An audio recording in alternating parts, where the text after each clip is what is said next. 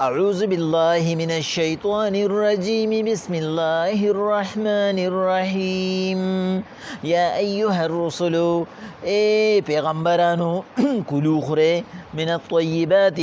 فاکیز رزق واعملوا صالحا او نیک اعمال کوے انی بما تعملون علیم بشک اللہ پاک ستاسو پا عمل بانے خپو یدے وَإِنَّ هَذِهِ أُمَّتُكُمْ أُمَّةً وَاحِدَةً بشک دا ٹولے دے ٹولے یو وَأَنَا رَبُّكُمْ فَاتَّقُونَ او زستا سوربی مزمان او یریگے فتقطعوا پس کٹ کڑی امرهم دی احکامات دا اللہ بینهم پخپل مینس کی زبرا پا مکمل کٹ کولو سرا کل حزب بما لدیهم فرحون او پدی که هر یو ډله پخپل لار او پخپل طریقه باندې خوشاله وا فذرهم فی عمرتهم حتی حین پس پرېږده ته دی ای پیغمبر علیه السلام پخپل پریشانی کی تر هغه وخت مقرره ایحسبون د دې څه خیال دی انما نمدهم به من مال وبنین چې دی مونږه خوښ کړي دي په مال او په اولاد سره نسارع لهم فی الخیرات تلوار کوي نیکو ته بل لا یشعرون دی پوهیږي نه ان الذين هم من خشیة ربهم مشفقون بشک هغه خلق چې د الله د یری نه یریږي والذین هم بآیات ربهم یؤمنون او د الله په احکاماتو یقین ساتي والذین هغه کسان هم بربهم لا یشرکون چې د خپل رب سره شریک نه جوړي والذین هغه کسان یؤتون ما اعطوا چې ورکړه کوي په هغه مال کې چې الله ورته ورکړی دی وقلوبهم وجلة بهم زړه یریږي چې الله به قبول کی کنه انهم الى ربهم راجعون چې بشکه دی الله طرف ته رجوع کوونکي دي اولئک دا هغه کسان دي یسارعون فی الخیرات چې تلوار کوي نیکو ته وهم لها سابقون او د یو بل نه مخکې کیږي الله پاک پیغمبر علیهم السلام ته یو داسې اصول یو داسې قانون او یو داسې حکم ذکر کړي چې هغه د الله پاک په وحدانیت دلیل او د الله پاک د طرف نه هر یو پیغمبر ته ورکړی شوی اصول دي او هغه د حلال او د حرام فرق دی الله چې خطاب پیغمبر ته د حلال کوي نو مقصد دا دی چې پیغمبر یو دور لوی عظیمه هستی چې د الله نه پس د الله فکائنات او په نظام کې داغه دویم نمبر دی او د دنیا د پاره هغه الله غوړه کړی دی هغه ته الله وی چې اے پیغمبرانو یا ایها الرسل اے پیغمبرانو کلو من الطیبات ګورې د پاکیزه رزق اهتمام وکړي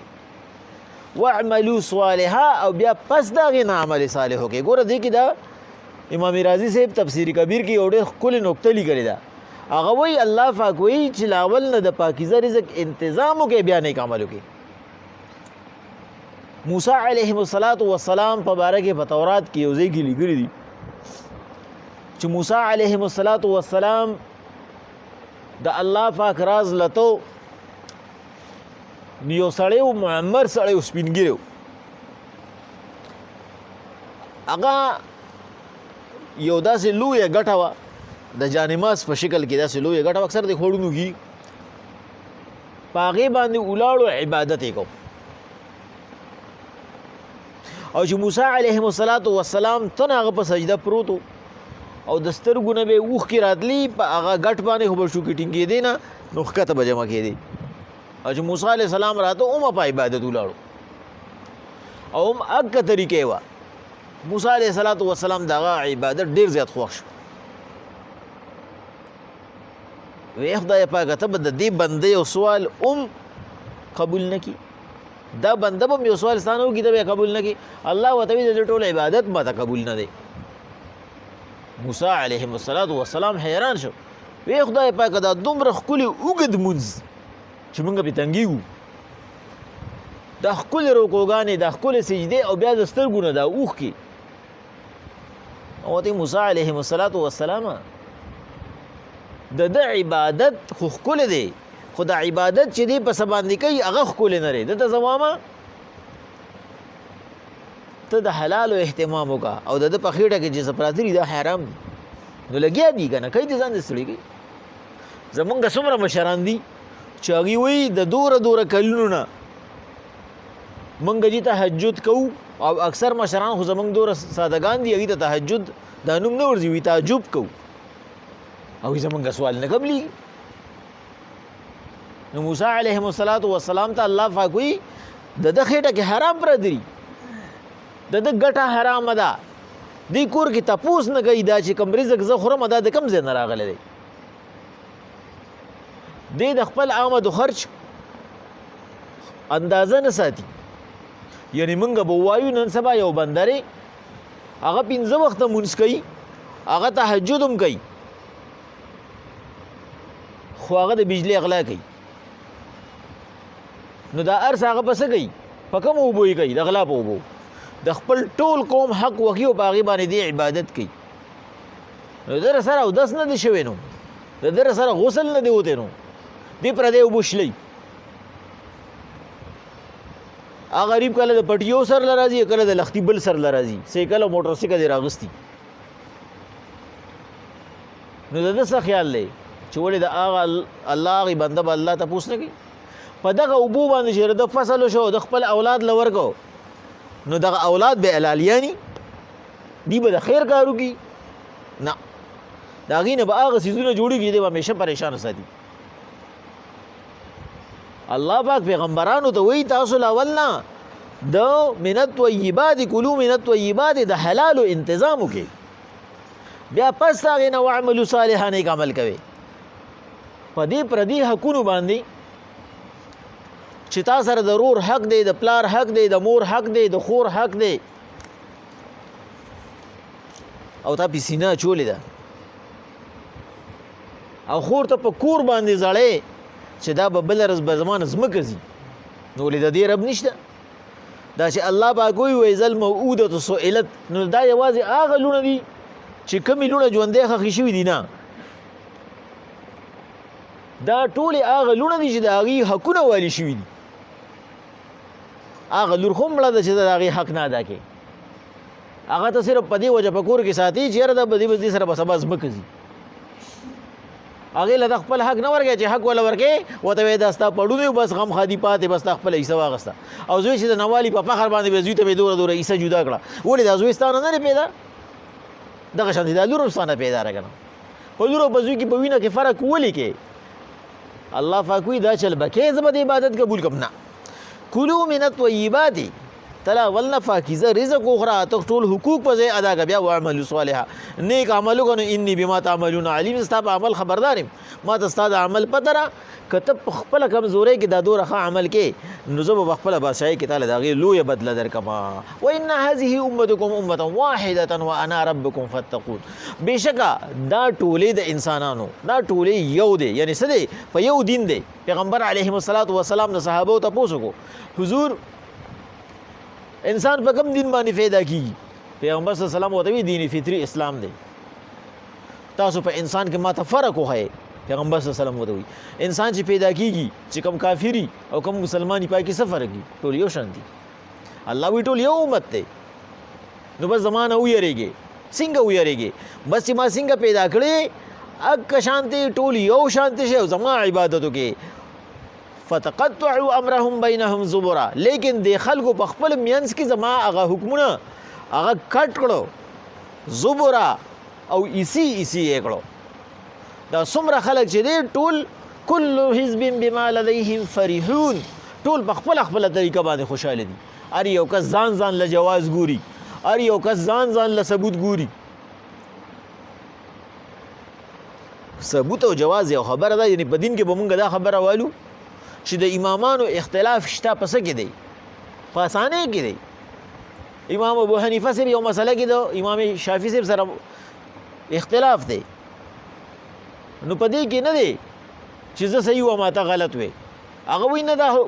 امت ته دومره اسانیږي بل وایي نه امت ته دومره اسانیږي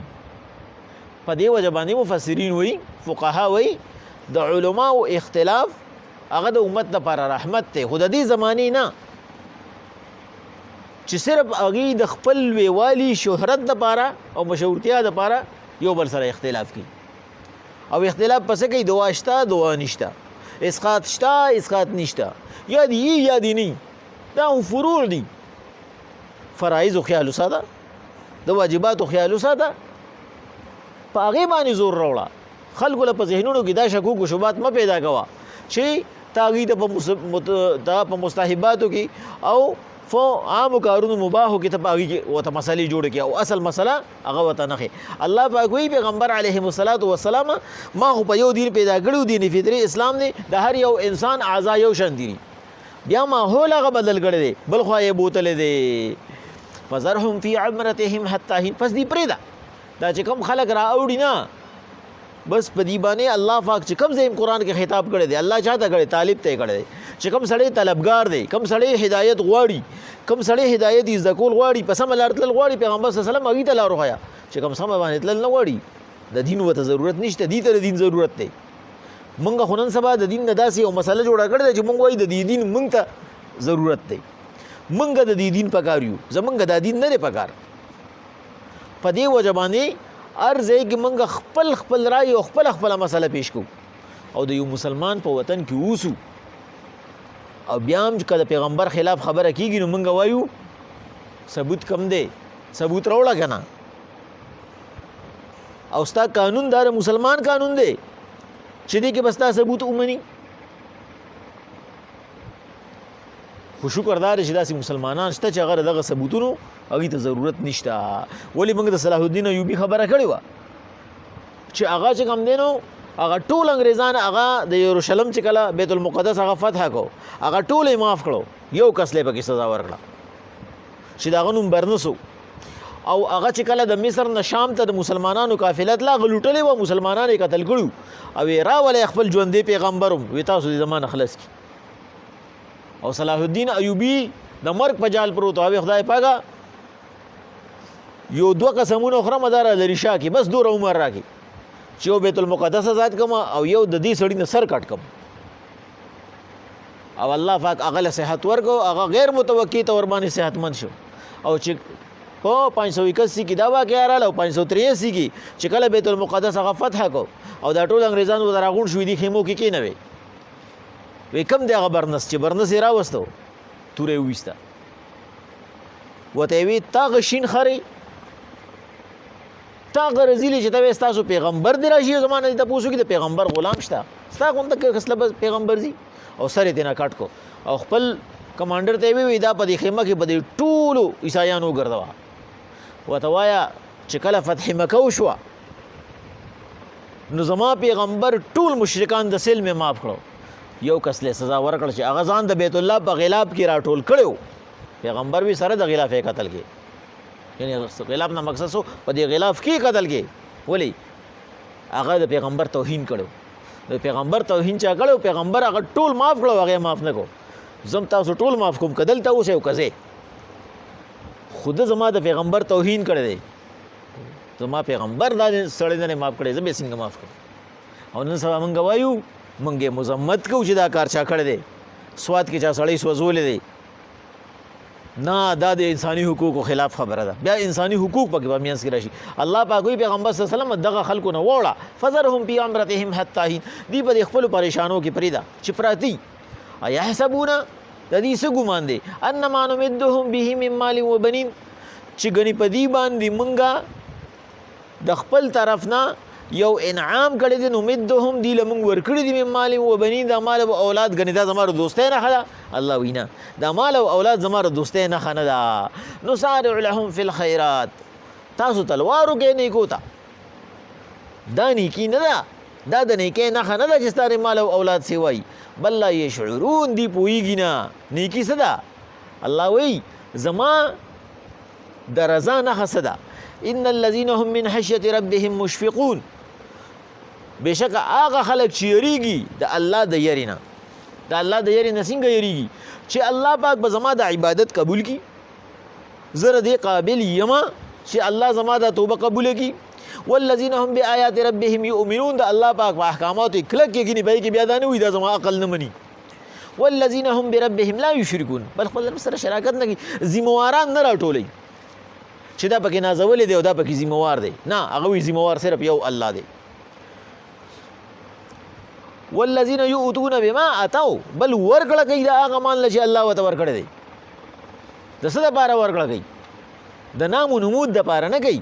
صرف او صرف د الله د رضا دپاره ورکړه کوي د الله د رضا دپاره د ځان نه سیوا کوي او د الله په نوم یې خرج کوي بیا هم وقلوبهم وجلتون د هغوی زړونه یریږي انهم الی ربهم راجعون چې دوی خپل رب ته ورتلونکي دي او آیا الله به د دوی د عبادت قبول کړي که نه آیا دوی د دې قابلان دي چې الله رده سجده قبول کړي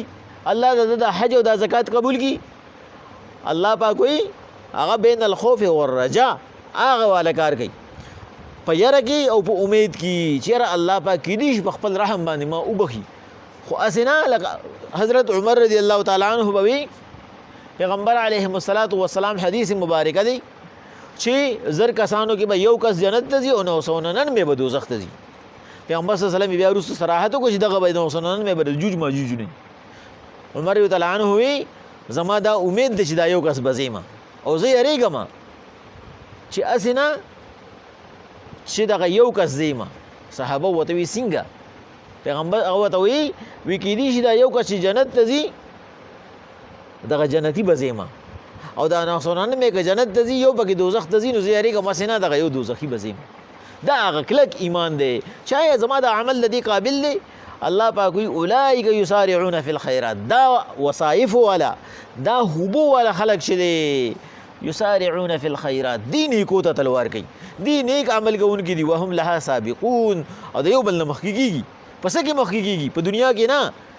چې بینک بیلنس جوړ کما جایداد جوړ کما اولاد سیوا کما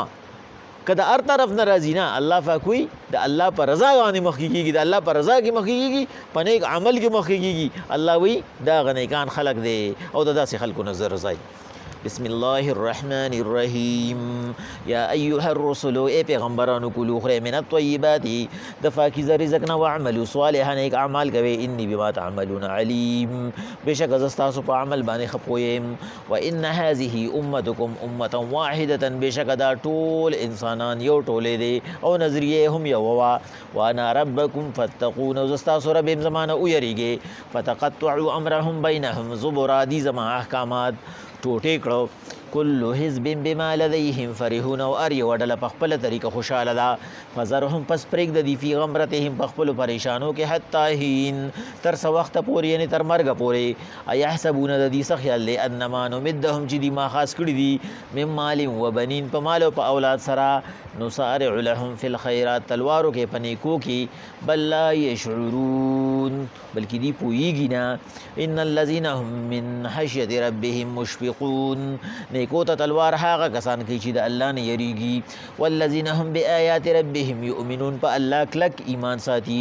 والذین هم بربهم لا یشرکون الله سره شراکت دار نه پیدا کوي والذین یؤتون بما اتوا بېشکه د الله د ورکړې نه ورکړه کوي وقلوبهم وجلة بیا هم زړونه یریږي چې قبول به شي که نه انهم الی ربهم راجعون چې د خپل رب طرف ته ورتلونکي دي اولئک یسارعون فی الخیرات دا نیکو ته تلوار کوونکي دي وهم لها سابقون او د یو بل نه مخکې کېږي